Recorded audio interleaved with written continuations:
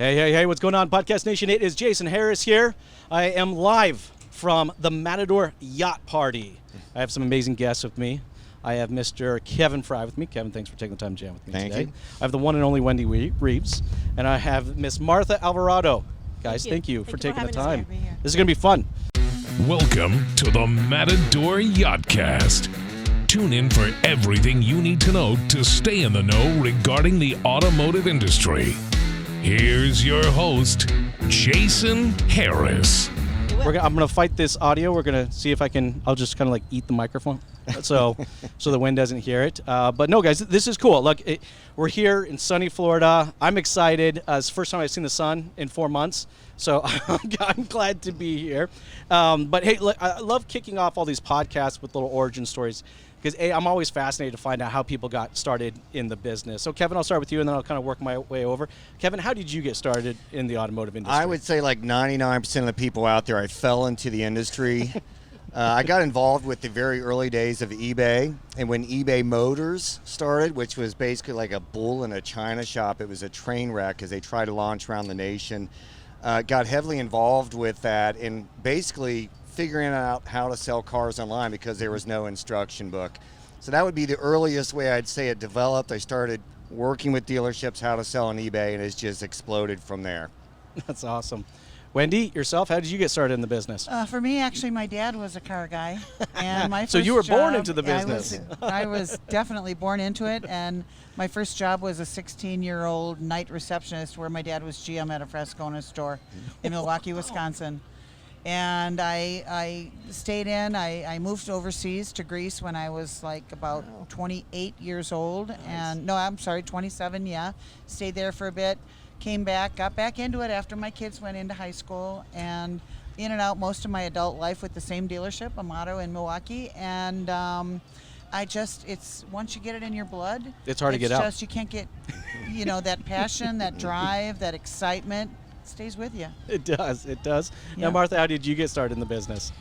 I was managing a call center, in Spanish. I was dealing with infomercial for the radio and TV in Spanish mainly. And one of the dealership needed a BDC. I didn't really know what it was. So I was like, okay, let me try this out. And that's how I started. I started as a BDC rep, then move up to the BDC manager, then customer relation. And I learned on that position everything that has to do with the dealership finance, body shop, service, and sales, and how they actually interact and how they really need to work together. And after that, I went into BDC and internet and been building BDCs for the last 20 years. Oh, you got bit by the bug then. Yeah, you got bit by the automotive bug. But But it's funny. Look, we have people that stumble into the business. We got people that got born into the business. I got conned into the business.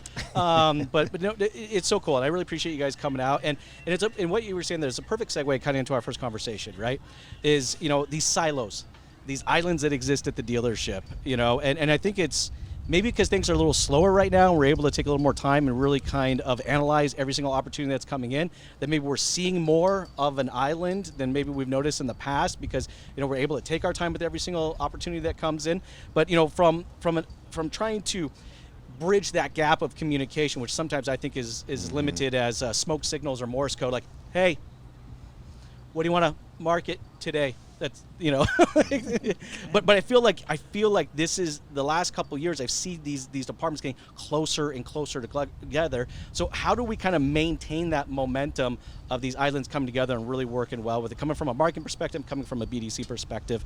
Kevin, I'll start with you, and I'll kind of work down the road. Well, I'll say this in a marketing perspective, we could always do a better job communicating to the people actually working the opportunities we develop. We're always trying to get better, but it is a weak point that we could become much more efficient on. But I think Wendy would be great to comment on knowing exactly what we're sending your way. Yeah, absolutely.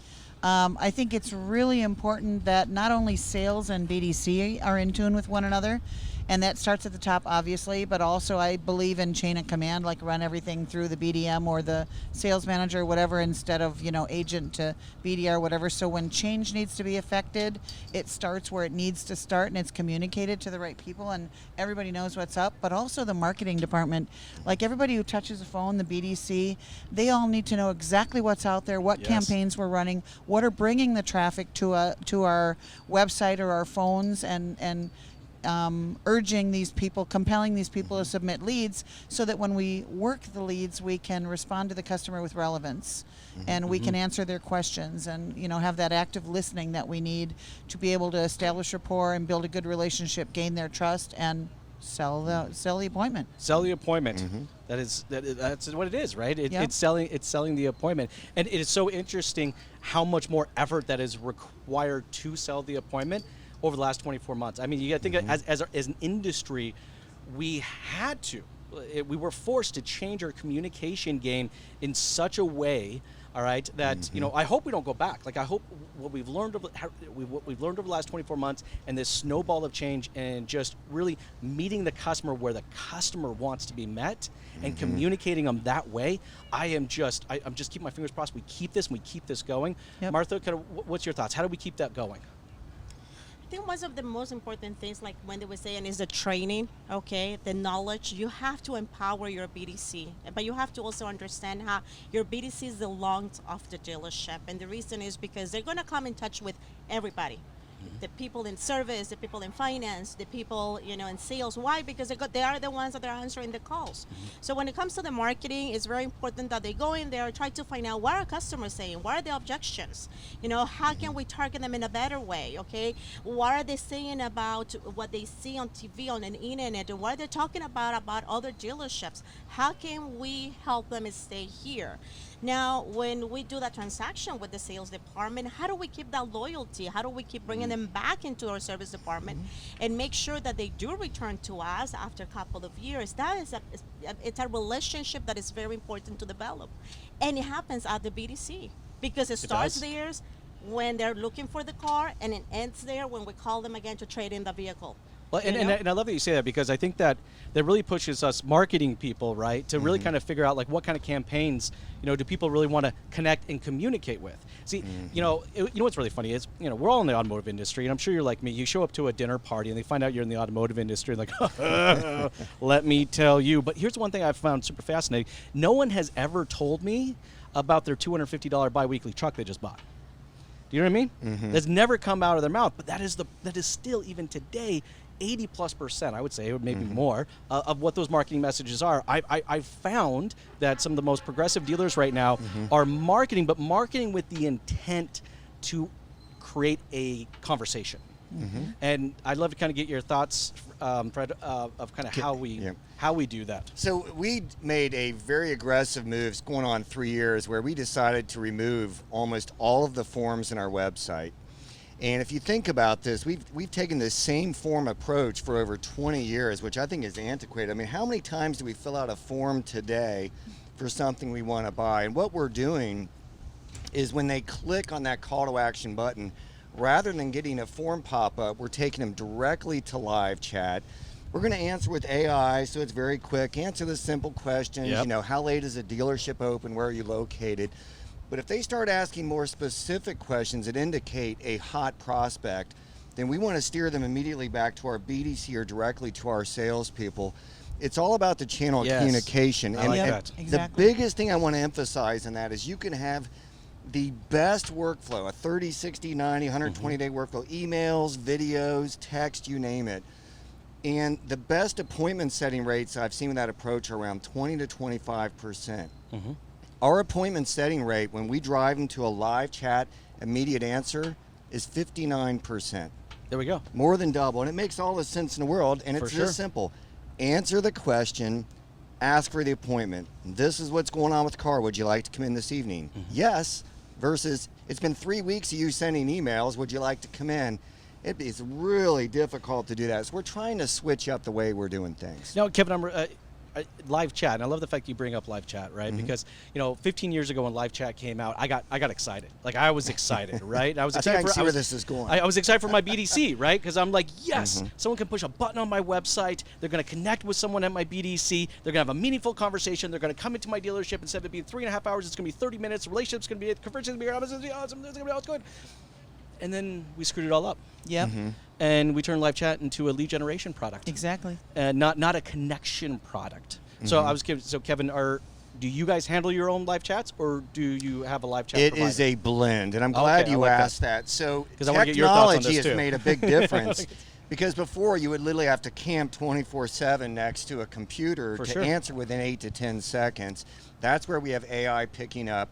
We have a 24/7 chat provider that can answer basic questions. But if it's a hot prospect, it's going to ping every salesperson or BDC rep like a text alert. Yeah, that's a process. I First can get person that into. gets it owns the customer and moves to answer from there. If for some reason they don't pick up right away, it's going to go back to the chat center. But what we're trying to avoid is the extended workflows. We would rather answer the question, get the appointment now, and save all of this the time and work, Perfect. which is very difficult to try and get people to come back in on. 100%. Yep. Now, no, from a BDC perspective, all right, you like live chat leads? I do.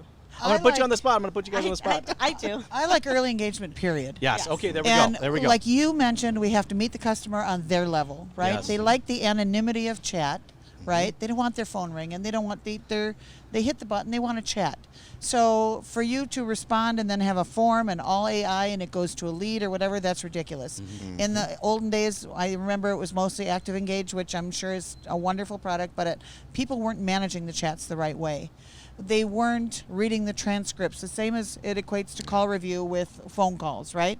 If you're not measuring what you're managing, et cetera, then it's not going to be successful. But if you know exactly the word tracks that are being used and the responses, and they're not just using the old get them in, get them in, get them in, they're transparent, yet they have that layer of empathy, and they're being human with the person. Like, talk to them like you're talking to a friend, as much as you can with chat. I love it. I love it. Yeah. But you have to be skilled. You have to have the right people responding. 100%. Our industry is afraid of changes. We like to do the same things for a very long time. Okay, we're very afraid of everything that is coming, like digital, retailing. But we have to move with the times. Times are very different. I like to be I like to things quick. I want an answer. Even my pediatrician will reply, on a chat. So that's what I like, the engagement on a chat. A lot of people have told me, well, you know what? But what about if you don't get the name? What about if you don't get the phone number and the email address? You lost the opportunity. Exactly. But But that's what every dealership out there is using as an excuse right now. Exactly. But then you put your heart into the conversation and you develop that connection. Connection. You talk to the customer the way that you would talk to your friends about buying a vehicle. And that's where you develop that connection, and when they trust you. Once that they trust you, once that trust is built, then the customer will be, eager to give you their business. It's now you develop that loyalty that you wanted. Well, I feel like, for the last 10 years, all of us have been coming to these conferences, for a while. And for the last 10 years, the conversation's been a lot about leads. How many leads, how many leads, how many leads? I feel like we're getting into the decade now of no longer counting leads, but counting meaningful conversations. At your group, is that what's going on, Kevin? Is that the measurable now? I love what Wendy and Martha are saying. Sir, you said anonymous. That is a huge word. And then the second thing you talked about is gathering information. Our approach has been, you know what, I'll give you the privilege of an answer to your question if you give me your firstborn's data, your name, your address, everything. yeah, and the blood type. abandonment rate is ridiculous on Yep, these. yep. You have to earn their trust. You have Exactly to build what I was gonna value. You say. have to answer the questions to get that info. Yeah. But I'm going to tell you that the biggest thing that dealers are struggling with right now, which ties in what you're saying on anonymous, they want to engage on your site anonymously. So our modern day battleground is that website experience. Are you answering on that website the three primary questions they have, which have not changed for 50 years? How much per month? How much for my trade? Can you get me approved? When you start winning that battle of engagement, then all of a sudden they start communicating with us through one of those channels and are willing to give us their information. And then we earn the right to ask for an appointment. Or We earn it. I for a love that. name. Or Yeah, you earn we that have to trust. present the value first, right? You cannot What is it? ignore them, right? You Right. cannot, what you're saying, you cannot ignore what they're asking Yep. you. But you have to earn their relationship. They need to be heard. They do. Once that they feel that you're heard, what Yep. they're saying, then they're gonna feel that you care about what they want. And when that they feel that you care, then they're gonna trust you. And those are the 3 steps. And when value exceeds price, right? Then- Exactly. Then we're Exactly. going to earn the right to ask for that appointment, to ask for their information, and have a chance at bat to send them home in a vehicle. And that's what we have to do. I mean, look, that's meeting the customer where they want to be met. Now, Yep. now, talk about meeting the customer where they want to be met, and then doing it at a whole nother level. Kevin, I got to ask you about this crypto purchase because I right now in my head I'm thinking like the next 10 years I'm just going to be talking about meaningful connections and trying to engage with them, and then here comes Kevin. He's like, whoop, He moved. we're going to do a crypto transaction. So walk me through that. So it's right now, it's like the sexiest news in automotive is, hey, Jeff Weiler's accepting cryptocurrency. And what amuses me about this, don't take me wrong, is that whenever you do something really innovative like this, Yep. half the dealer group congratulates you, it's awesome. Then the other half's like, what a bunch of foolish clowns. How can they do this? There's Yeah, so what much the risk. heck? I'm going to share tomorrow at Digital Dealer how we're doing it. I'm here to assure you it's much simpler than you think. All right. We're just working with a third-party intermediary as an exchange. And if you come in and you want to use cryptocurrency towards your transaction, the entire amount or partial amount, let's say it's $20,000, we will generate an invoice for that amount. You can select up to 12 different cryptocurrencies. There's a 1% processing fee that is passed on to the consumer. And guess what? We get the money in US dollars ACH'd to our Wow. bank account. We never take possession directly hear of the that? crypto. That is so But cool. I emphasize this again and again and again. It doesn't matter. When you're in automotive, you only need to ask yourself one question. Does this make us more consumer facing? And this is a match. It's like, how would you like to pay? Well, we'll take check, cash, you can ACH, Visa, MasterCard, Bitcoin. Do you see where we're going with this? So it's not, I don't see it being a tremendous part of our audience out there, but it's just one more avenue to help our consumers buy cars. It's the perception of the brand. It's perceived. I mean, it's kind of like offering a customer a 24-hour test drive. Not everyone's going to take that, but the fact you're willing to do something like that to make sure they're comfortable goes a long way. Look, not a lot of people are going to buy a car in crypto, but the fact you're willing to do it says a lot. Now, that is a message from a BDC perspective. Like, is that a message you guys would like to share? Is that one you're like, hey, by the way, so Bitcoin? How do we like to pay, right? How do you want to pay? Like, yeah, if we're gonna go like from a BDC perspective, I'm curious. Like, we're constantly training our BDC staff to engage in more and more complex conversations on a regular basis. Kevin, do you feel, and then I want to get kind of your guys' thoughts. Well, actually, I'll start with your thoughts. I'll come back to Kevin. But is that a conversation you think BDC should be handling? Should BDC be handling the financing conversation? I don't see why not. All right, I like okay, this. We're gonna get some comments about that. I That's have good. run BDC's departments where we do everything, Yeah. and the salesperson just come and pick up the folders and shows the cars and walks them into finance, and customers are happy because you know what? They're buying more products in finance. Why? They don't have to be doing a lot of haggling. Everything is said and done. I mean, it's different right now. We were doing it before the pandemic, okay, with the internet prices, which we're kind of like set. Right, but why not give that customer that flexibility? Why not give you? That's what I said. Like, you need to empower your BDC, and I think this is the way that it's going. More customers wants to do. Can I do everything over the phone? Can I just sit, sign, Sure. on the internet? Like, we're able to buy everything else, right, over the internet. Now they wanted it to buy that car too. So you need to be able to give them that information, so at least they don't sound ignorant about the subject. Yeah, well, it sounds like these departments are getting all kind of bleeding to each other. I mean, at one point, we had our internet department, we had our BDC, we have our sales department, we have our F&I department. These four kind of quadrants, and it seems like they're getting closer and closer and closer. Martha, do you see a day that it is all just one? Wendy, sorry. So I don't think it's ever going to all be just one. All right. Because, and I never believe in a cookie cutter approach to anything BDC. And I always say the only thing for sure about a BDC is nothing's ever for sure. And I believe that you have to have the ability to pivot and change depending upon what the demographic is at your store or whatever, and what your availability is, whether you're an independent, whether you're prime or subprime or franchise, whether you're building a process that you can scale because you're acquiring a lot more dealerships and you've got a centralized BDC. So for those places, and with crypto and everything, I say absolutely positively. It's like 25 years ago when we wouldn't let them write a personal check and they'd have to get a cashier's check. But but then as we progressed, they were able to get the approval that there were the funds in the account, et cetera, and now they're doing all kinds of things. the world is changing. Bitcoin is on the scene. We need to have it available for our customers if that's what they are telling us they want. The whole thing is about meeting the customer where they want, right? And for small dealerships, though, I don't think it depends. If you're a small store that's doing 20 cars and you want to do 100, and you're subprime and you're very community-based and everything else, no, you're probably not going to go to that extent. But what you do there, too, need to have is a good process. And I think before we do anything about bridging any gaps, we need to make sure everybody's got good, sustainable processes, from the training to the coaching to the customer experience, that the BDC is setting the customer up for the same transparent great customer experience at the dealership, and then that experience is delivered when they're at the store, and that we're following up to make sure that that's what happened. So it starts with the customer and that empathy, that everything, all that, and then bridge the gaps once you've got the sustainable process in place. Awesome. Kevin, your thoughts? Do you think these departments going to get closer and closer? Do you think one day they'll I'm become going to give one? you the example because Right. the salesperson, the BDC is going to be the point and the spear of this. And our first transaction was with a gentleman from Saudi Arabia that wanted a 2021 Mercedes-Benz.